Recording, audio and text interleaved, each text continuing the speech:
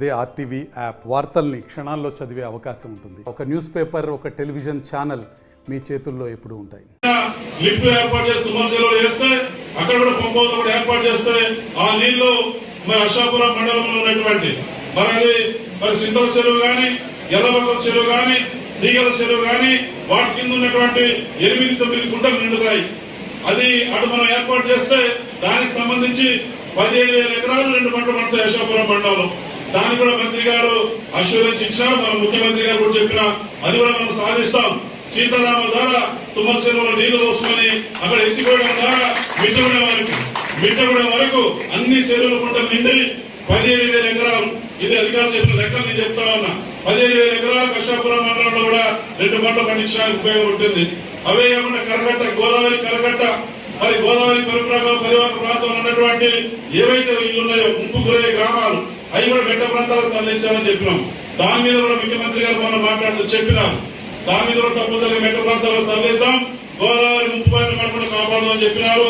దాని మీద నేను దృష్టి పెడతాను. అవే కాకుండా ఇవాళ మనుగూరు మున్సిపాలిటీలో ఈ గ్రామీణ ప్రాంతాలు ఉన్నాయి, గ్రామ పంచాయతీ కావాలని కోరుతా ఉన్నారు. మొన్న కూడా ముఖ్యమంత్రి గారికి ఇచ్చిన దాంట్లో కూడా నేను కూడా రిప్రజెంట్ చేసినాను. కొత్త గ్రామ పంచాయతీలు ఏర్పాటు చేయాలి, మనుగూరు మున్సిపాలిటీలో ఉన్న గ్రామాన్ని విడదీసి అవన్నీ కూడా చెప్పాను. ఎందుకంటే మొన్న మీటింగ్ లో హెలికాప్టర్లు వెళ్ళాలి, టైం అయిపోయిందని చెప్పేసి 2 నిమిషాలు అవకాశం ఇచ్చినారు. అన్ని మాట్లాడలేకపోయినా అవన్నీ కూడా నేను ఫాలోఅప్ చేసి మన నియోజకవర్గ అభివృద్ధి విషయంలో ఏమాత్రం డోకా లేకుండా దేవుడు అవకాశం ఇచ్చారు, పార్టీ అవకాశం ఇచ్చారు, మీరందరూ కష్టపడి గెలిపించారు. సర్వం ఈ 5 ఏళ్ళు ఈ నియోజకవర్గ అభివృద్ధి కోసం, ప్రధాన సమస్యలు పూర్తి చేసిన దాని కోసం అవకాశం వచ్చింది. కాబట్టి నా చిరకాల కోరిక పురుషుమంత ప్రాజెక్ట్ నేనే సాధించాలనేది ఏదైతే ఉందో అది కూడా నెరవేరబోతుంది. కాబట్టి ఇటువంటి శాస్త్ర ప్రభుత్వాలు చేసే దాంట్లో తప్పనిసరిగా మీ మండలాల్లో ఇంకా ఏమైనా చెరువులు గాని, కుంటలు గాని, 3 ఫేజ్ కరెంట్ గాని ఇవన్నీ కూడా అమలు చేసే దాంట్లో మన ప్రభుత్వం రాబోయే రోజుల్లో తప్పనిసరిగా అన్ని అమలవుతాయి, అందరికీ పథకాలు వస్తాయనే విషయాన్ని నేను తెలియజేస్తా ఉన్నా. దాంతో పాటు ఇవాళ ప్రధాన సమస్య మన నియోజకవర్గాల్లో పోడు భూముల సమస్య ఉంది. పోడు భూముల సమస్యకు సంబంధించి కూడా మళ్లీ చెప్తా ఉన్నా నేను, ఈ పార్లమెంట్ ఎన్నికల తర్వాత పోడు భూముల సమస్య ఏదైతే ఉందో అందరికీ పట్టాలు ఇప్పించే బాధ్యత మన గవర్నమెంట్, మన ముఖ్యమంత్రి గారు తీసుకుంటారు. ఎన్నికల ముందు చెప్పారు, మొన్న కూడా చెప్పారు. అదే పడకండి, ఎక్కడ తెచ్చుకోవడానికి వచ్చినా గతంలో ఉన్న ప్రభుత్వం చేసినటువంటి దుర్మార్గమైనటువంటి జీవాల వలన ఆ తెచ్చులు కొడతా ఉన్నారు. అంతకుముందు లేదు, అవి అందరితో మాట్లాడుతా ఉన్నాం, ఆఫ్ చేస్తా ఉన్నాం. పోడు భూముల విషయంలో పాత భూములు ఎవరికైతే ఉన్నాయో, పోడు భూముల పట్టాలు ఎవరికైతే వచ్చినాయో, పోడు భూముల పట్టాలు తెచ్చుకొట్టిన పట్టాలు ఇచ్చినటువంటి పోడు భూముల్లో మీరు బోరేసుకున్నా, 3 ఫేజ్ కరెంట్ వేసుకోవడానికి మీరు పర్మిషన్ తీసుకున్నా ఫారెస్ట్ అధికారులు ఆఫ్ చేస్తే నా దృష్టి తీస్తారండి. వెంటనే మాట్లాడి 3 ఫేజ్ కరెంట్ వేసుకునే విధంగా, మరి వాళ్ళ బోర్ వేసుకునే విధంగా ఇబ్బంది లేకుండా మరి తప్పనిసరిగా నేను చూస్తానని చెప్పేసి మాటిస్తా ఉన్నా. మీరు ఆ రకంగా జనంలో తీసుకెళ్లాలని చెప్పేసి మనస్ఫూర్తిగా కోరుకుంటూ, మరి వాళ్ళ ముఖ్య నాయకులు, కార్యకర్తలు తుక్కగూడ బహిరంగ సభ 6వ తారీఖు హైదరాబాద్ జరగబోతా ఉంది, రంగారెడ్డి డిస్టిక్ లో. మరి వాళ్ళ అక్కడ నుంచి మన శంకారావం పార్లమెంట్ ఎన్నికల శంకారావం పూజించబోతా ఉన్నారు. కాబట్టి ఆ రోజు జరిగే బహిరంగ సభకు మీ మండలాల నుంచి మీరు కూడా సమావేశాలు పెట్టుకొని, టైం కూడా లేదు, ఎట్లా పెట్టుకుంటే 2 ముఖ్యులు కూర్చొని దానికి తగ్గట్టుగా మన ముఖ్య పార్టీ కార్యకర్తలు, నాయకులు కూడా మిస్ కాకుండా ప్రాజెక్టు తెచ్చి మీకు తప్పకుండా. ఎందుకన్నా మాకు ఇక్కడే చేసుకోండి, గోదావరి సౌలత్, గోదావరి ఫెసిలిటీ ఒకటి ఉంది. నాకు ఐటీ షోకి నేను అన్నా, ఇప్పుడు చెప్పుల ఫ్యాక్టరీ ఇమీడియట్ గా చేయాలని ఆయన అంటే ఐసా కైసా హోదా అన్నాడు. నేను ఇల్లు కట్ చేస్తా గోదావరికి అని చెప్పి అలకట పోయి మనం అడగడానికి పెద్ద ప్రాబ్లం కాదు. నేను ఎమ్మెల్యే గారు పోయి తీసుకుపోయి అడుగుతాం. ఇక్కడ ఇండస్ట్రీ చేస్తాం, ఫ్యాక్టరీలు చేస్తాం. ఎవరో టీఆర్ఎస్ బెదిరించినట్టు మనం బెదిరియం మీకు అని చెప్పినట్టు. మొన్న నేను ఒక దగ్గర మాట్లాడుతుంటే నాకు సంజయ్ సింగ్, ఇంజయ్ సింగ్ అందరూ తెలుసు, నాకు తెలియని ఎవరు లేరు దాంట్లో. కాకపోతే మనకు అభివృద్ధి చేయాలి తప్ప మనం అనవసరమైన విషయాల్లో జోక్యం తీసుకో, నా క్యారెక్టర్ కాదు. కాబట్టి తప్పకుండా మాకున్న అనుభవం ప్రకారంగా తప్పకుండా యువకులకు మాత్రం మేము డెఫినెట్ చేస్తాం. అలాగే పోడు భూముల చట్టానికి డెఫినెట్ గా ఇంప్లిమెంట్ చేసి అది ఎంతవరకు ఉన్నదో అంతవరకు వాళ్ళకు కూడా మేము బెనిఫిట్ చేస్తాం. అందులో ఐటీసీ కూడా మనం చాలా చెప్పవచ్చు, వాళ్ళతో కూడా మనం పని తీసుకోవచ్చు, వాళ్ళకు కూడా మనం పని చేసి పెడతాం.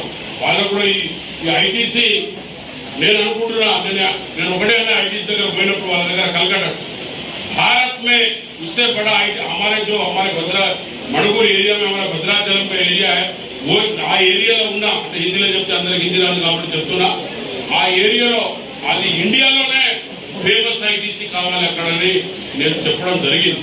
కాబట్టి అలాంటి ఐటీసీ మనం ఇక్కడ చేసి వాళ్ళ పిల్లలకు భవిష్యత్ పిల్లలకు కూడా ఎంప్లాయ్మెంట్ వచ్చేటట్టు, అలాగే బయ్యారం కూడా ఉంది. బయ్యారం కూడా నేను తప్పకుండా అడాప్టెడ్ అంటే ఈ పార్లమెంట్ లో ఉన్న వాళ్ళకే ఉద్యోగాలు తీసుకోవాలి. కాబట్టి నాకు ఐటీఐ కాలేజ్ అవన్నీ తెచ్చిన అది కూడా తెస్తాను. 100% చేస్తాం. మేము ఇద్దరం కలిసి మేము డెవలప్మెంట్ తప్ప మీ అమూల్యమైన ఓటు అన్నగారు ఇంతకుముందు చెప్పినట్టు మీ అందరికీ మండల ప్రెసిడెంట్లకు, కార్యకర్తలకు, అభిమానులకు నేను ఎక్కువసేపు మీ టైం తీసుకోను. మీ అమూల్యమైన ఓటు నాకు మీ చేతి గుర్తు కేసి తప్పకుండా చేయండి. ఓకే, నేను భద్రాచలం పాండురంగాపురం రైల్వే ఆల్రెడీ చేయించాను. అది ఏమైందంటే గవర్నమెంట్ ఆఫ్ ఇండియా నుంచి నేను డబ్బులు తీసుకొచ్చాను. కానీ అప్పుడు కిరణ్ కుమార్ రెడ్డి గారు సీఎం ఉండి నువ్వు బాగా కొట్లాడుతున్నావు తెలంగాణ నీకు ఏరుకోన్నాడు. చేసి పనిసారి నేను అన్నా. తాడవైపు పసరాప్పుడు ఫారెస్ట్ రైడింగ్ తీసుకొచ్చాను. ఏమైనా నాకు గెలవకుండా నువ్వు ఫారెస్ట్ రైడింగ్ తెచ్చుకున్నావు అంటే నేనన్నా, సార్ ఏదో బదిలాడి తెచ్చుకున్నాం, మేము ట్రైబల్ కాదు సార్, మేము బదిలాడు మాకు తెలుసు కానీ ఉద్యమంతో మాకేనా సాధించగలుగుతాం సార్ మేము అని చెప్తే తర్వాత చేస్తాను అన్నాడు. పాపం ఆయన చేయలేకపోయాడు. మంచి వ్యక్తిగతంగా అందరికీ బాగు చేసే వ్యక్తి ముఖ్యమంత్రి గారు ఆ రోజు కిరణ్ కుమార్ రెడ్డి గారు. అది లాస్ట్ బడ్జెట్ లో అది ఆగిపోయింది. అది ఒక బడ్జెట్ తేవాల్సి వచ్చింది స్టేట్ గవర్నమెంట్ లో. నేను అన్న పోయి సీఎం గారికి ఒప్పించి తప్పకుండా అది అక్కడ ఉన్న బడ్జెట్ అట్టే ఉన్నది, దానికి మనం కోఆర్డినేషన్ చేస్తే అది కూడా మనకు ఇక్కడ భద్రాచలం వరకు వచ్చే అవకాశాలు ఉన్నాయి. కాబట్టి దానికి కూడా నేను 100% ఇద్దరు కోఆర్డినేషన్ 1000% తీసుకొస్తాం మేము. ఎందుకంటే ఆల్రెడీ నేను చేయించిన అది ఆగి ఉంది. అది దానికి ఏదైనా కొరి పెట్టడానికి కానీ ఇంకోటి కానీ లేదు. కాబట్టి ఆ రోజున రాజశేఖర రెడ్డి గారు ఫస్ట్ ప్రజెంటేషన్ ఇచ్చినాము. నేను ఇచ్చినప్పుడు అప్పుడు ఒక ఎమ్మెల్యే గారు నేను ఇచ్చినప్పుడు ఇది కూడా చేయవలసిందని ఆ రోజుల్లో కూడా ఆ పెద్ద మనిషి కూడా అన్నాడు పాపం. కాబట్టి తప్పకుండా రైల్వే మార్గం కూడా అక్కడ తీసుకొస్తాం. మాకేంటంటే దానికి పోరాటం చేయడం తీసుకురావడంలో ఢిల్లీలో మాకేం తెలియదు లేదు. కాబట్టి మీ అందరి ఆశీస్సులే. ఆ రోజుల్లో మీరు గెలిపించకపోతే నేను ఎంపీని కాకపోదు, అప్పుడు అంత తెలివితేటలు కూడా నాకు రాకపోదు. కాబట్టి మీ ఆశీస్సులే, మీ శ్రీరామ రక్షే మాకు కలిగింది. కాబట్టి తప్పకుండా నేను ఎమ్మెల్యే గారితో కోఆర్డినేషన్ చేసి అన్ని డెవలప్మెంట్ తప్ప నేను ఏ దానికి కూడా నేను మీకు ఇబ్బంది పడే పనులు మాత్రం నేను చేయను. తప్పకుండా ఇంతకుముందు నాకు 5 సంవత్సరాలు చూసింది మీరు. కాబట్టి మీ అమూల్యమైన ఓటు ఒకటి 6th నాడు సోనియా గాంధీ గారు డిక్లరేషన్ ఎందుకు చేశారంటే ఆ రోజులో 9th డిసెంబర్ నాడు తెలంగాణ ఇస్తారంటే సోనియా గాంధీ ఇచ్చిందా లేదా? అలాగనే రేవంత్ రెడ్డి అన్న గారు కూడా ముఖ్యమంత్రి గారు కూడా ఆల్ సీఎంలు పిలిచి మాజీ సీఎంలు బీసీసీలో పిలిపించి డిక్లరేషన్ చేశారు. సోనియా గాంధీ డిక్లరేషన్ 6 డిక్లరేషన్ 100% వస్తుంది. అందులో రేపు కూడా 6th నాడు మీటింగ్ ఉంది. కాబట్టి అన్నగారు మీకు గుప్తంగా చెప్పారు, మా ఎమ్మెల్యే గారు మన ఎమ్మెల్యే గారు. కాబట్టి తుక్కగూడలో ఎయిర్పోర్ట్ దగ్గర 100% మీరందరూ కూడా రావాల్సిందిగా కోరుకుంటూ, అలాగనే నాకు కూడా మీరు తప్పకుండా చేతి గుర్తు ఓటేసి నాకు గెలిపిస్తారని మీకు అందరికీ కూడా పాదాభి నమస్కారం. మరిన్ని వీడియోస్ కోసం ఛానల్ ని సబ్స్క్రైబ్ చేయండి, లేటెస్ట్ అప్డేట్స్ కోసం వాట్సాప్ ఛానల్ ని ఫాలో చేయండి అండ్ లింక్ డిస్క్రిప్షన్ లో ఉంది.